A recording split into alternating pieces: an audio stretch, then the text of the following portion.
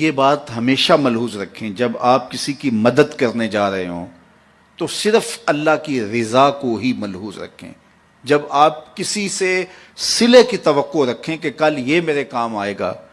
تو آج آپ کو اس کی مدد کرتے ہوئے راحت اور قلبی مسرت اور حقیقی خوشی نصیب نہیں ہوگی۔ اور دوسرا، جب کل آپ کی توقع کے مطابق وہ پورا نہیں اترے گا تو پھر آپ کو اس سے تلخی بھی ہوگی، یعنی آپ کو کسی کی مدد کرتے ہوئے اس کی حقیقی مسرت سے محرومی، دوسرا اس کے توقع پر نہ اترنے سے آپ کو اس کی تلخی بھی سہنا پڑے گی۔ لیکن اگر آپ اس کی مدد اس لیے کر رہے ہیں کہ میرے رب کا بندہ ہے، الخلق عیال اللہ، تو میں اللہ کے بندہ ہونے کے ناطے سے اس کی مدد کر رہا ہوں، اور پھر آپ کو اور سرور بڑھ جائے گا کہ میں اس کی مدد اس لیے کر رہا ہوں کہ یہ میرے حضور کا غلام ہے، بس یہی آپ کی ترجیح ہوگی، تو پھر آپ اس کی مدد کریں گے تو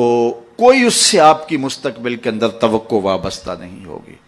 تو آپ کو پھر اس کی مدد کرتے ہوئے اللہ تعالیٰ جل شانہ تسکین عطا کر دے گا۔ اچھا، نفس بڑا ظالم ہے، یہ شامل ہوتا ہے کہ آپ یہ کام کرنے جا رہے ہیں تو چلو تھوڑی سی تشہیر بھی ہو جائے۔ حضور علیہ السلام نے فرمایا، جس شخص نے کوئی کام دکھلاوے کے لیے کیا، اللہ اکبر، اللہ تعالیٰ جل شانہ اس کے معاملے لوگوں کو دکھا دیتا ہے۔ جو دکھلاوے کے لیے، ظاہریت کے لیے کام کرتا ہے، پھر اس کے عیوب ظاہر ہوتے ہیں اور لوگوں کے سامنے آتے ہیں۔ ہم کتنے لوگوں کو ایسا دیکھا ہے کہ پھر وہ لوگوں کی نظروں کے اندر رسوا ہو جاتے ہیں، ان کے ایسے امور لوگوں کے سامنے آتے ہیں۔ تو اس لیے مجھے بھی اور آپ کو بھی یہ چاہیے کہ اپنے عمل کے اندر کبھی بھی ریا پیدا نہ ہونے دیں۔ جب کسی کی مدد کریں، کسی دکھیے کے کام آئیں، تو اللہ کی رضا ہمیشہ ملحوظ رکھیں، اور وہ کسی ذاتی تشہیر کے لیے اور ذاتی مقصد کے لیے نہیں، بلکہ رضا الہی کے لیے آپ کا وہ عمل ہوگا تو زندگی نور علی نور ہو جائے گی۔ اللہ کے محبوب علیہ السلام نے خاص طور پہ جب آپ کسی کی مالی مدد کرتے ہیں تو اس میں اس انداز سے مدد کرنے کی تلقین ارشاد کی کہ فرمایا، وَرَجُلٌ تَصَدَّقَ بِصَدَقَةٍ فَأَخْفَاهَا حَتَّى لَا تَعْلَمَ شِمَالُهُ مَا تُنْفِقُ يَمِينُهُ، کہ جو شخص صدقہ کرتا ہے اور اتنے مخفی انداز میں صدقہ کرتا ہے کہ جو دائیں ہاتھ نے خرچ کیا بائیں کو اس کی خبر نہیں ہو سکی، تو آقا کریم فرماتے ہیں کل قیامت کے دن جب کوئی سایہ نہیں ہوگا، اللہ اس شخص کو اپنے عرش کا ٹھنڈا سایہ عطا فرمائے گا۔ تو اپنی زندگی کے اندر اس بات کو شامل کیجئے کہ اللہ کی مخلوق کے کام آئیں، اور جب اللہ کی مخلوق کے کام آئیں گے